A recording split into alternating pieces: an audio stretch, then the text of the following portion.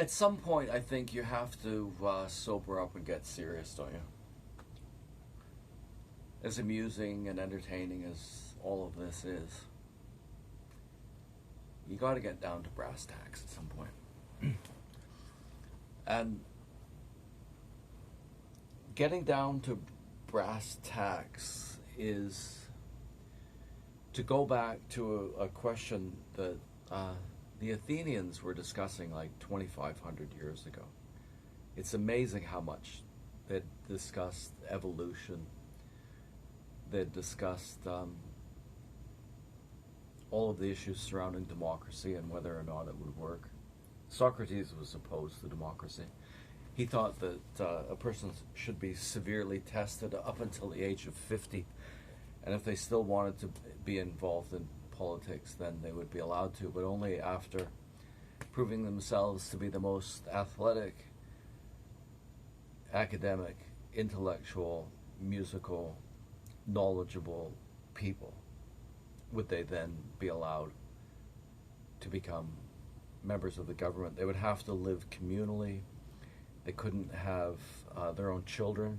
Children would be communal. You wouldn't know who your children were, and you wouldn't take any particular interest in them. Socrates was, in a very real sense, a communist. And you could just go back. I think I would recommend the book The History of Philosophy by Will Durant. This has all been discussed 100 times over. And one of the issues that they grappled with way back then was the issue of whether or not people had free will. Because naturally people are born with certain predispositions. You can observe that as soon as you have any opportunity to spend time with children. You can see that some of them are inclined to be more or less agreeable, more or less sociable, more or less grounded in reality, more or less angry. And it seems to take this difference in fundamental characters seems to take place very early in life. So if you have a kid that is predisposed to anger, essentially from the minute that he's born, how responsible is he for the behavior that he manifests when he gets older? And Sam Harris deals with this brilliantly. Sam Harris has Trump derangement syndrome. Everybody notices it. It's a little embarrassing. But he used to do some very fine work.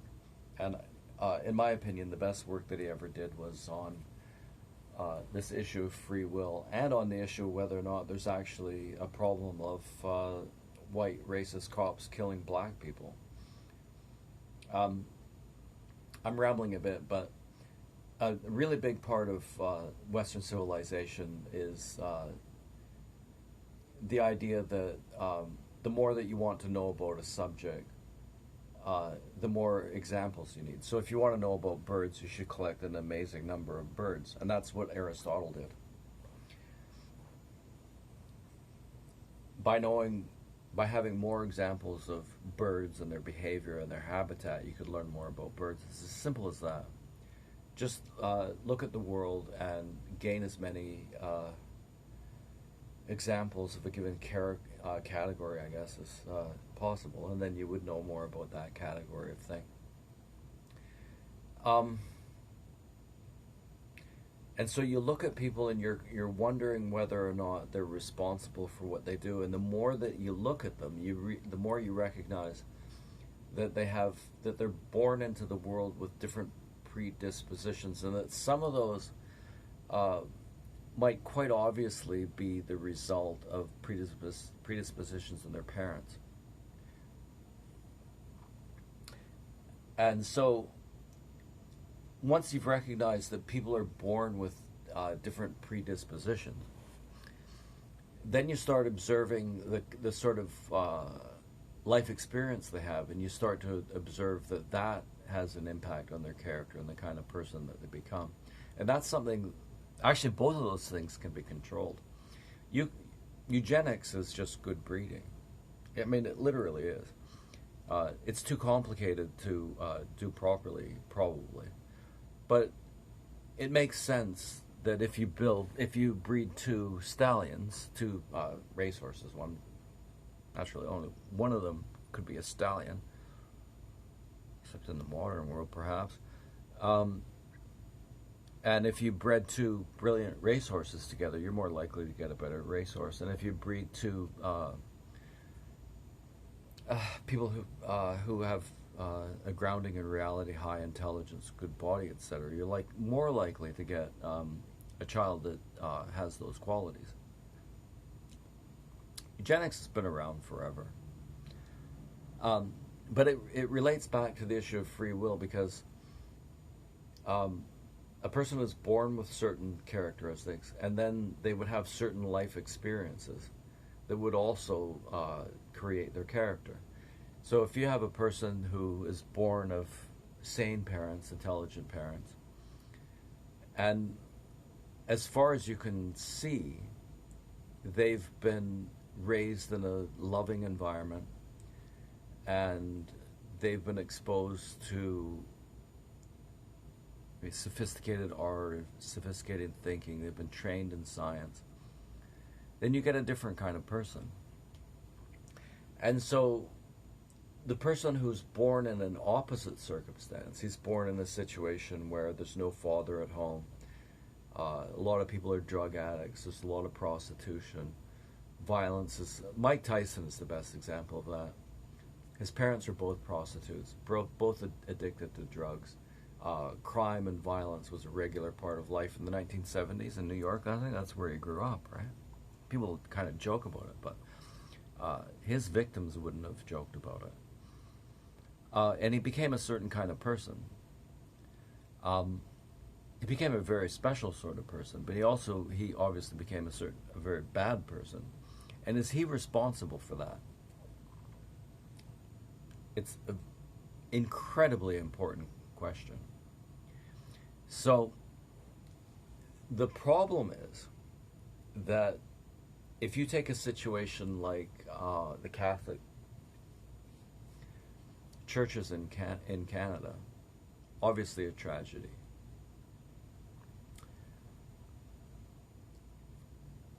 There's a different standard. So if you believe that genetics and experience create the individual, and so in a sense a person's never responsible, you can contrast that with the Christian perspective, that everybody's born with the ability and the intelligence to distinguish between good and evil, and is therefore responsible for his actions. You can take a different view of human life, and they both have merit, I guess. The idea that people actually have some unique soul separate from their genetics, separate from their experience, that is indeed responsible, makes sense on an intuitive level, and it produces better human beings. But is it actually correct? And if you look at people and you say, okay, so I'm going to talk about something extremely delicate, and that's that there were communities in Canada at one point where they couldn't find a single individual that wasn't involved in unfortunate practices. If you get my drift. And so much of the argument in those situations assumed that they behaved that way because of experiences that they'd had in Catholic schools. And I believe that. I absolutely believe that. Aboriginal people didn't let them off, I don't think. Aboriginal people themselves said, you got to fess up here, and we're going to deal with you in our own way. Actually, I knew an Aboriginal guy. He was one of the first men to be charged And what he had done is engaged his entire family in unfortunate behavior and put in prison. That was an Aboriginal guy. He was not a good person. He was himself not a good person at all. But there was a judgment about him that was made that took into consideration the experience that he had had in Catholic schools. And that's appropriate. But there's a different standard applied to the women, mostly women, this is interesting, who worked in the Catholic schools, because nobody bothers to question whether or not they were similarly abused by priests in the past. If you ask them to guess, they would probably say, well, yeah, that's likely the case. They were from Catholic schools. But they don't bother to actually point that out. And that's generally the case. The buck stops on white people. So whatever evil the white person did is a reflection of his soul and the character of white people. And they don't bother to look at whether or not their behavior is a consequence of experiences that they'd had in the past. So there are people who will say that the violence associated with BLM is a consequence of the frustration that black people had in relation to the police, how badly they've been treated, right? But they wouldn't take into consideration that if there is a problem with the police, perhaps a portion of that problem was caused by black people themselves who abused police officers.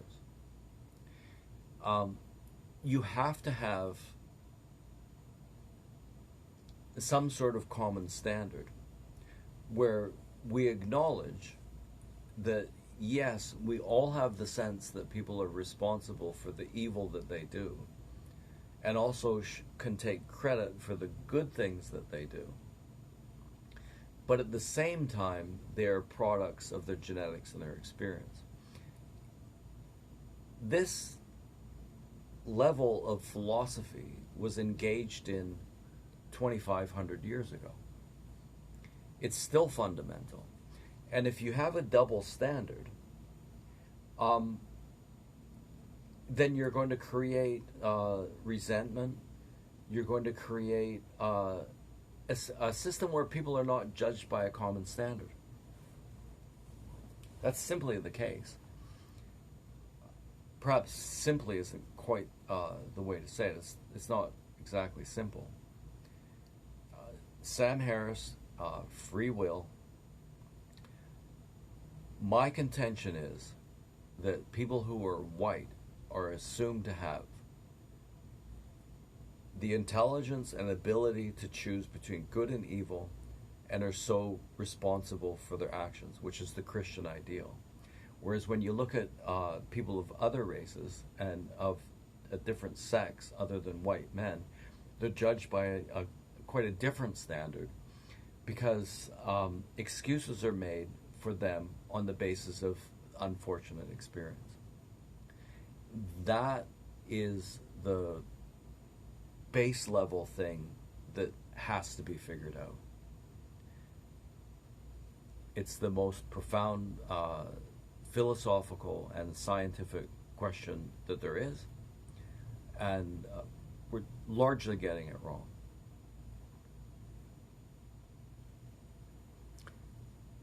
Sam Harris, free will. I think you'll see what I mean.